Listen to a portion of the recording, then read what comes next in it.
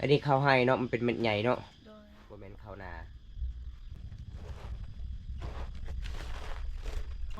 3 โมง3 โมงดึกโอ้คือตื่นฮอด3 โมงคือบ่าวตากำลังกองเนาะโดยนี่ครับน้องๆกับน้องล่าเพื่อนกะหลังจากเพิ่นนึ่งเขาวเพิ่นกะไว้ติดเขาเห็นบ่เพราะว่าไอ้พ่อไอ้แม่มื้อนี้กะออกถอนมันน้องลาพักผ่อนก็เลยเฮ็ดเวียก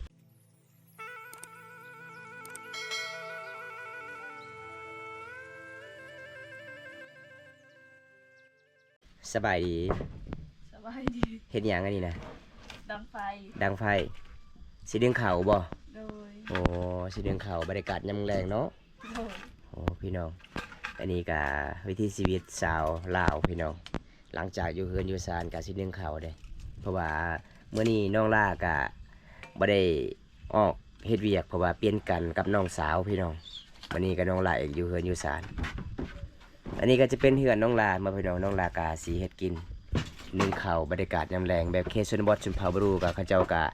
บ่ได้ใช้ถ่านเลยเขาเจ้าก็เอาโดยไม้ฟืนยาวๆสิมาผ่าพี่น้องเอ้ย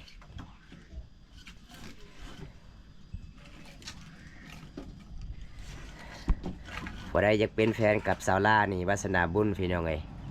เฮ็ดเวียกเฮ็ดงานเก่งหลายเลยพี่น้องขยันหลายเลยพี่น้องเอ้ยขยันเลย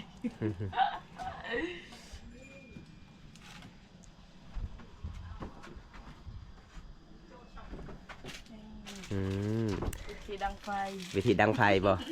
เออมาเบิ่งวิธีชีวิตสาวลาวดังไฟพี่น้องขนมมันนี่ก็เจ้าซื้อมาบ่ทุกอย่างอันนี้บ่หรือว่าเก็บเอากินขนม อันนี้ก็คือทงยางขนมเพื่อนกะเวลากินแล้วเพื่อนกะเอาไว้เวลาดังไฟพี่น้องสบายดังไฟเห็นป่ะมีประโยชน์เด้อโอ้ติดไว้เนาะกลัวยางรถอีกพี่น้องขนมยังอันนี้นะขนมไข่ขนมไข่บ่โอ้พี่น้องเพราะว่าซื้อขนมก็ยังได้ผลอยู่ได้พี่น้องยังมีประโยชน์อีกสิได้กินขนมแล้วกะทงยางกะเอาไว้เวลาดังไผ่โอ้ยพี่น้องสุดยอดหลายพี่น้องวิถีชีวิตสาวล่านี่ความหูหลายประเภทเลยพี่น้อง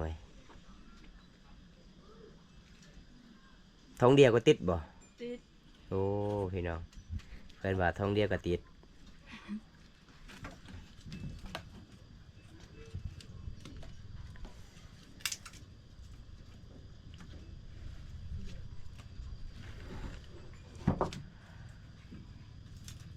จะไปตักนำกับผู้ใดเมื่อกี้นี่กับหมู่เจ้าโดยจักคนไป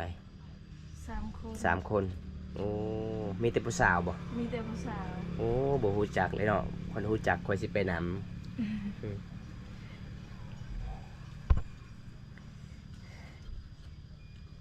นี่ครับวิถีชีวิตสาวลาวนึ่งเขาเห็นบ่พี่น้องบรรยากาศยามแลงๆสวยเวียกพ่อแม่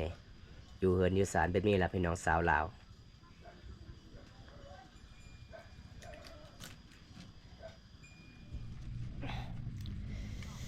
คักเลยเนาะพัดลมเจ้าเนาะ วิธีผัดไฟพี่น้อง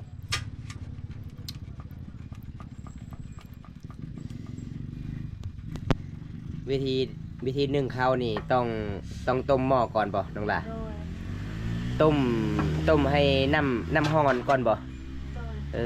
คิดว่าใส่เหมือนกันเลยบ่ได้บ่หรือว่าใดมันซ่าบ่โอ้ต้องมีสูตรอีกเนาะ อันนี้กับสาวลากับซีเนียงเขาพี่น้องบรรยากาศยามแรงนี่เพื่อนของน้องบ่มีหมู่บ่ฮะหมู่บ่มีบ่หมู่บ่บุตรเขาออกให้ออกมาโอ้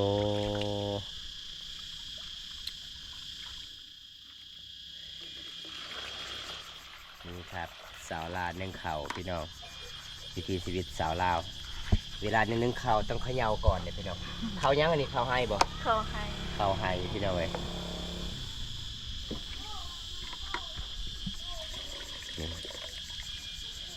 ต้องคอยเอาแบบนี้พี่น้องสาวลาวเผาบังกองการใช้ชีวิต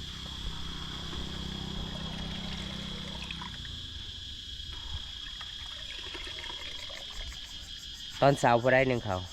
คอยนี่แหละ เจ้านี่บอกโอ้แสดงว่าไอ้แม่บ่ได้นึ่งเลยบ่ บอ โอ้พี่น้องส่วนน้องสาวเด้ ตักน้ ตักน้ ำเลย ำโอ้เพราะว่าเจ้าตื่นก่อนเจ้าก็นึ่งก่อนเนาะ เลย ตอนเช้าวิถีชีวิตสาวลากับบ่แม่นธรรมดาเด้พี่น้องเอ้ยตื่นแต่เช้ากับนึ่งข้าวตอนแรงกับนึ่งข้าวพี่น้องซอยกันเฮ็ดกับน้องสาวเพิ่นเนาะอันนี้กับวิถีชีวิตสาวลาโอ้ยพี่น้องเอ้ยกับบ่แม่นธรรมดาเลยพี่น้อง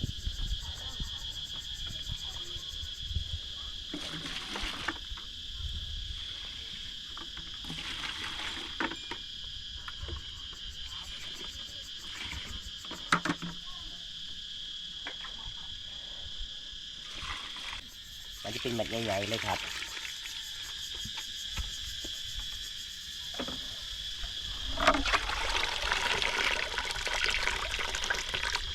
เรียบร้อยบัดนี้เนาะบัดนี้มีที่รอท่าละพี่น้องรอท่าแต่เขาสุกละเพราะว่าน้องลากะดังไฟกับสเลดพี่น้องโอ้ยพี่น้องไอ้วิธีชีวิตน้องลาสุนเผาบางกองกับมันง่ายๆเด้อพี่น้องไอ้วิธีเพื่อนดังไฟกับเพื่อนเอามีแต่ขนมทองนึ่งเด้เพื่อนกับว่าเวลาดังแล้วมันติดเลยพี่น้องเอ้ยคันผู้ใดบ่เคยดังนี่แล้วพี่น้องมันติดยากได้ไฟเด้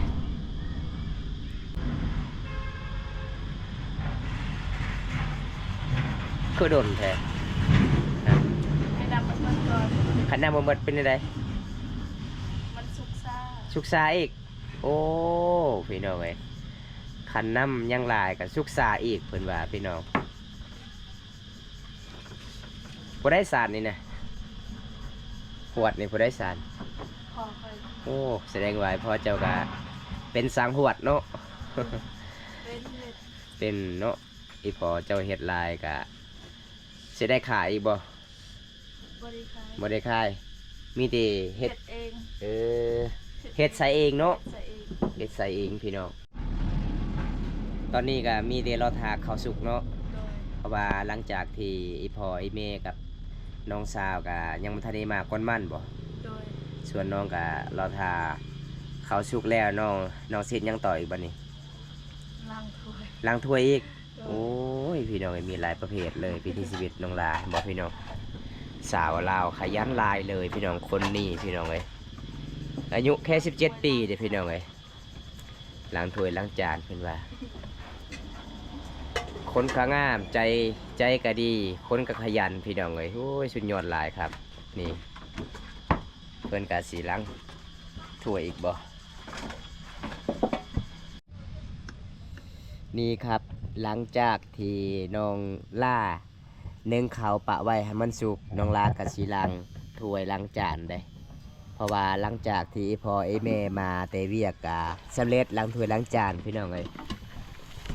เพราะว่าหลายๆคนบำตากันไปถ่ายคลิปนี่โอ้ยบ่คือสาวลาเด้พี่น้องขยันเด้เห็นบ่พี่น้องบรรยากาศในหมู่บ้านของสาวลากะประมาณสักนี้ล่ะพี่น้องอยู่ทางนี้ก็จะเป็นถนนเด้ถนนเมืองนองไปสู่เมืองโตยพี่น้องทางพ้นเมืองโตยทางนั้นพี่น้องบรรยากาศยามแรงๆพี่น้องเอ้ยน้องเอายังล่างสไลด์บ่ สไลด์ คือบ่เห็นสไลด์ฮะสไลด์เบิดแล้ว สไลด์ โอ้โหตุกนี่บ่ตุกใหญ่สำนี่ประมาณจักเดือนจึงหมดเนาะ 2 เดือน 2 เดือนโอ้แสดงว่ากะพอใส่ได้อยู่เนาะตุกหนึงก็ได้2 เดือนหลางพี่น้อง โอ้ประมาณเดือนหนึ่ง เดือนหนึงบ่ โดย ซื้อมาเท่าใดตุกหนึง 25 25,000กีบโอ้25,000กีบพี่น้อง25,000กีบก็ใส่ประมาณเดือนหนึงอันนี้ก็สาวลาก็สิล้างถ้วยล้างจานเพราะว่านึ่งข้าวปะไว้อยู่ในเตาไฟพี่น้องสำเร็จเพื่อนล้างถ้วยล้างจานกับพอดีเข้ากับมันที่สุกเลยพี่น้องเลยครั้งแรกเลยพี่น้องที่ได้เห็นแบบวิถีชีวิตสาวลาวขยันที่สุดอยู่เฮือนอยู่ศาลพี่น้องก็คือสาวลาวละพี่น้องขยันนี่ลีเลยพี่น้องเลย ขยันทูมีเพื่อนมาก ตอนนี้สิมีแล้วคนสิมักเจ้า ไผล่ะ มี FC ให้คอยติดต่อให้ เจ้าสิเอาบ่ เอา เอาอีหลีบ่ เอา เอาอีหลีเนาะถ้ามีคนมักเพราะว่าผู้บ่าวแถวนี้เขาเจ้าบ่กล้าจีบเจ้า เขาบอกว่าเจ้ามันขยันโพด เพราะว่าผู้บ่าวหลายๆคนขี้ขานก็เลยเขาบ่กล้าจีบเจ้า คอยมีที่ทาน เจ้าเป็นคนขยันเขาก็บ่กล้าจีบเขาว่า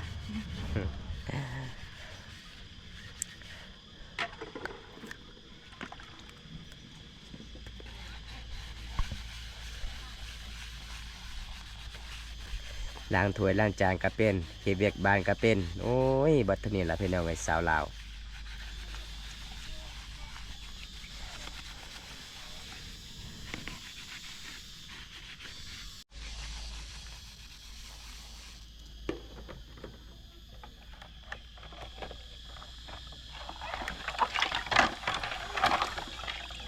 น้องสาวเจ้าก็เคยซอยอยู่บ่ล้างถ้วย เคยซอย เคยซอยอยู่เนาะ คันอยู่เฮือนเคยซอย เพราะว่ามื้อนี้เราก็ออกเฮ็ดเวียกเราก็บ่ซอยเลยเนาะ โดย สมมุติว่าคันเรามาแต่ให้นี่คันเจ้าบ่ได้ล้างถ้วยนี่คันเจ้าบ่ได้เฮ็ดนึ่งข้าวนี่น้องสาวให้บ่หรือว่าจังได แล้วให้ เราให้บ่เจ้าก็ย่านบ่น้องสาวบ่ฮะ คันบ่ได้เฮ็ดเวียกก็ย่านคันบ่ เออ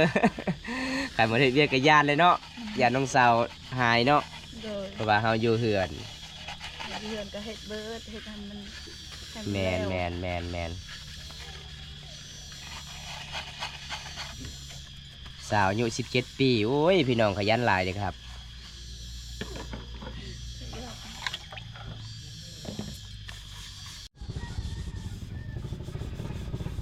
บ่าวเจ้าบ่นั่นบ่ บ่แม่น บ่แม่น หมู่อายคอย หมู่อายเจ้าไปหาหมู่อายเจ้าไปหาอายเจ้าอยู่นะ อายคอย เออ เรามาลินเพื่อนคอย คิดว่าผู้บ่าวเจ้ามาหาบ่แม่น บ่ บ่แม่นเนาะ ผู้บ่าวบ้านเอง เออ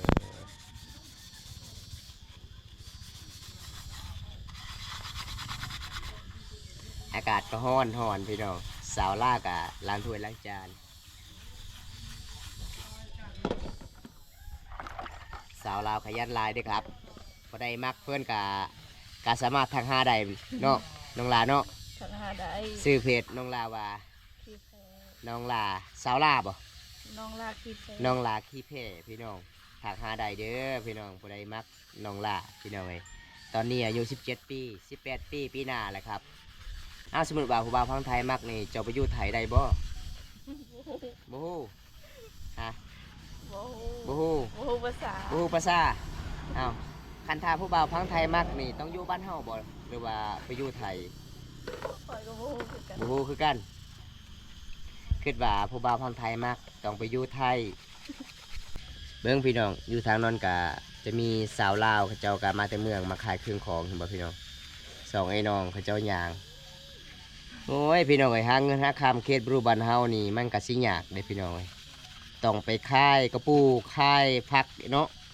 ต้องย่างน้องหลานเนาะ โดย เจ้าก็เคยเข้าไปขายบ่อยู่เมืองบ่ บ่เคย บ่เคย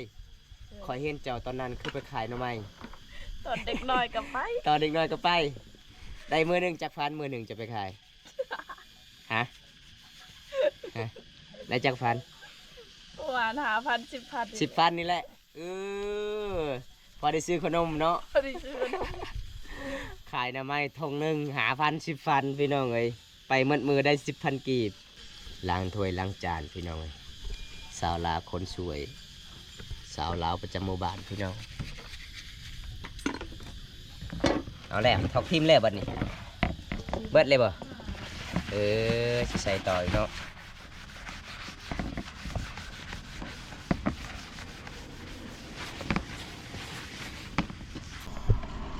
เพิ่นว่าอยากมักผู้บ่าวไทยแต่บ่ฮู้จักภาษาแต่มักอยู่พี่น้องแต่ว่าภาษาไทยบ่เป็นเพิ่นว่า แต่คนขยันหลายเด้ครับเพราะว่าบ่มตาแต่ละคนบ่มตาไทยคลิปก็บ่คือสาวลาวได้ขยันในหลีพี่น้องเอ้ย ประหยัด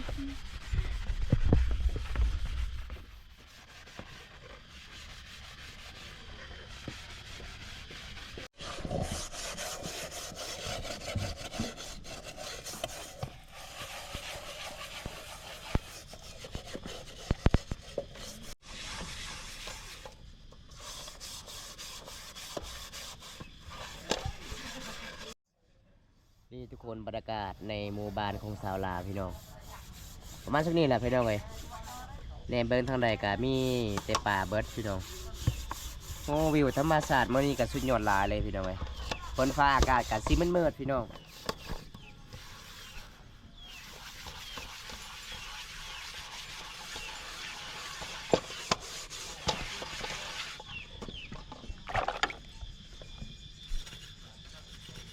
นี่ก็สิแล้วแล้วเนาะตอนนี้เนาะเพราะว่าข้าวก็สิสุกแล้วพี่น้องเอ้ยน้องลาสิล้างถ้วยล้างจานก็สำเร็จแล้วพี่น้องเห็นบ่วิถีชีวิตสาวลาวก็บ่แม่นเรื่องง่ายๆเด้พี่น้องการใช้ชีวิตอยู่เฮือนอยู่ศาลเด้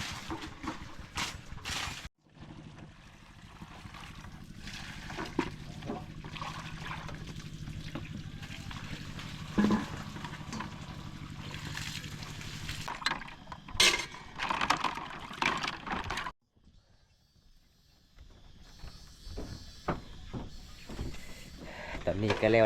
วพี่น้องน้องลาล้างถ้วยเห็นบ่โอ้ยพี่น้องเอ้ยหลังจากเพิ่นล้างแล้วเพิ่นก็เอาไว้บนกระถาพี่น้องเอ้ยเพื่อให้มันแห้งพี่น้องก็คือบ่วงเขาเจ้าก็เอาไว้อยู่ทางเทิงเลยเป็นวิถีชีวิตสาวบ้านๆในชนบทชุมเผ่ามังกรพี่น้อง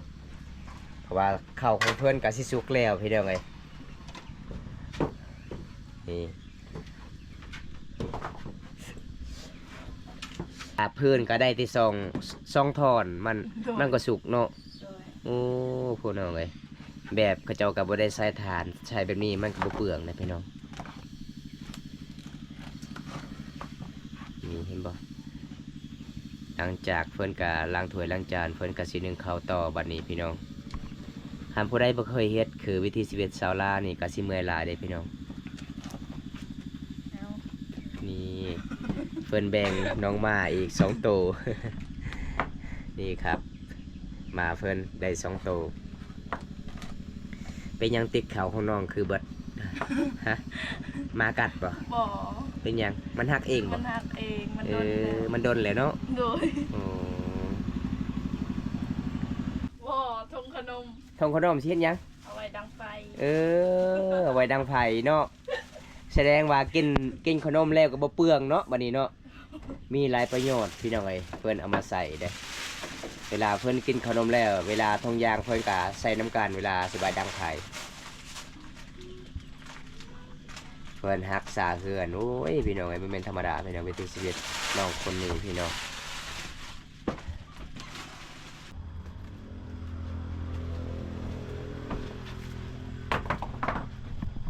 คือสิเมื่อยคักน้องฮะบ่เมื่อยบ่ บ่เมื่อยบ่เมื่อยน้องเคยเฮ็ดแล้วบ่เมื่อยเนาะ เคยเห็น โอ้พี่น้องสบายดีเด้อสมุยสบายดีเด้อครับ เป็นไอพี่น้องเลยอเดเป็นที่ชีวิตน้องสาวลาการใช้ชีวิตมันเป็นยังไงมาจังใดพี่น้องบรรยากาศยังแรงข้าวก็สุกแล้วบัดนี้พี่น้องสุกเลยบ่ ซุป นี่บ่โอ้ข้าวไหพี่น้องเลยมันก็สีหอมๆเลยพี่น้องข้าวไหมันจะเป็นเม็ดใหญ่ๆพี่น้องมันจะเป็นเม็ดแดงๆ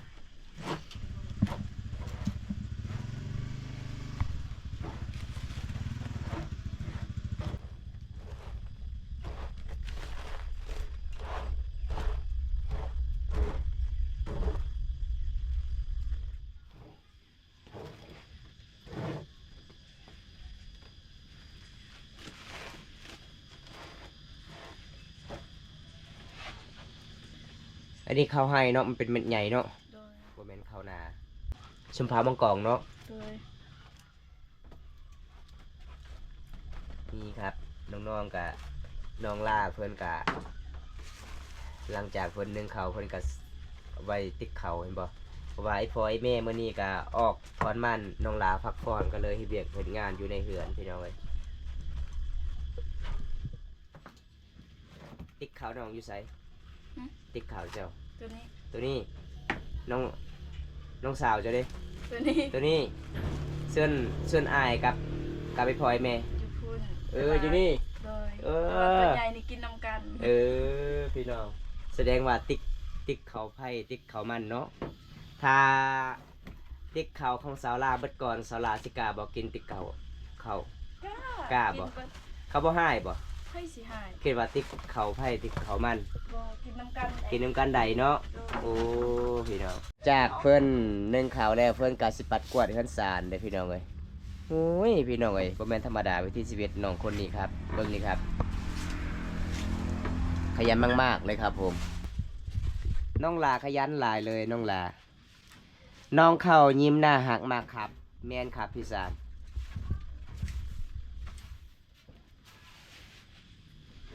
ขยันสุดๆเลยครับเพราะว่าน้องตื่นแต่เช้ากับนึ่งข้าวประมาณ3 โมงเลยตอนเช้าพี่น้องตอนดึกนี่แหละตอนแรงกับประมาณ3 โมงตอนแรงโอ้ยพี่น้องเอ้ยการใช้ชีวิตกับแม่นเรื่องง่ายๆพี่น้องน้องคนนี้พี่น้องเอ้ยพอได้เป็นแฟนกับเล่าวนี่แสดงว่าวาสนาบุญพี่น้องเลยทำเวียกทั้งเวียกบ้านกับเก่งหลาย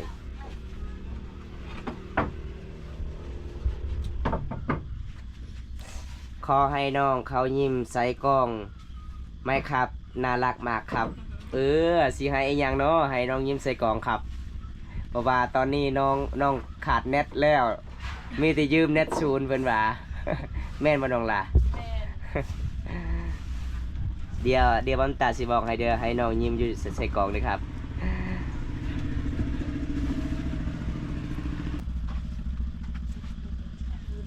ผู้ใดนอนอยู่นี่น้องล่ะเจ้าบ่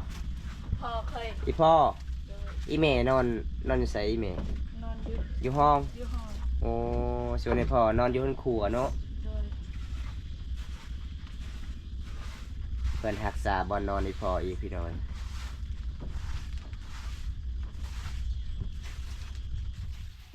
เด้อขออนุญาตเด้อจ้ะ เอาเลย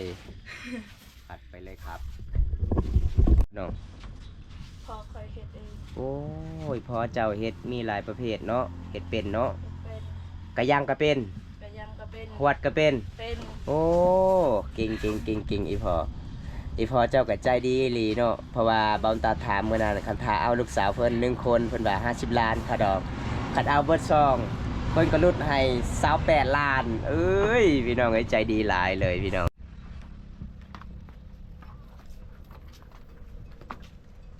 หลังจากเพิ่นก็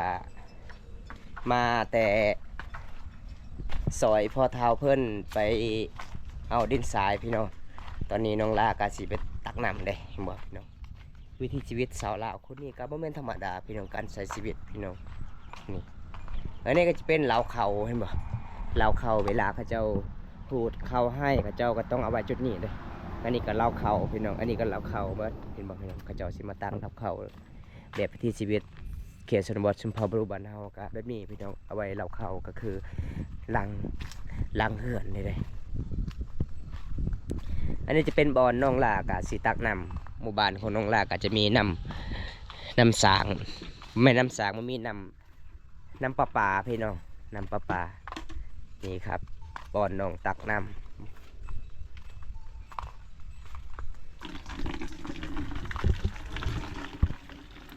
อันนี้บ้านน้องตักน้ำแหละพี่น้อง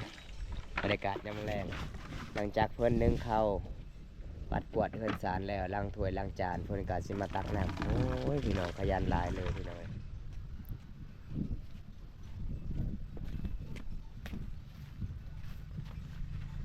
คือสิเมื่อยคักเนาะ บ่เมื่อยบ่ เมื่อยก็ต้องทน เมื่อยก็ต้องทนเนาะคันสิเอาเพื่อนี่คันสิเอาพัวแล้วนี่เมื่อยนี่บ่ได้เนาะเมื่อยต้องสู้นี่แหละพี่น้องนี่เพิ่นก็เคยหาบก็สบายเพิ่นย่างพี่น้อง บ่เฮ็ดกับบ่แล้ว ขับเฮ็ดบ่แล้วบ่พี่น้องขับเฮ็ดก็บ่แล้วได้เพิ่นว่าพี่น้องวิถีชีวิตสาวลาวก็บ่แม่นเรื่องง่ายๆเด้พี่น้องเพิ่นใส่ชีวิตบรรยากาศยามแลงเห็นบ่โอ้ยพี่น้องเอ้ยนี่หลังจากเพิ่นนึ่งข้าวล้างถ้วยเพิ่นก็สิตักน้ำอีกพี่น้อง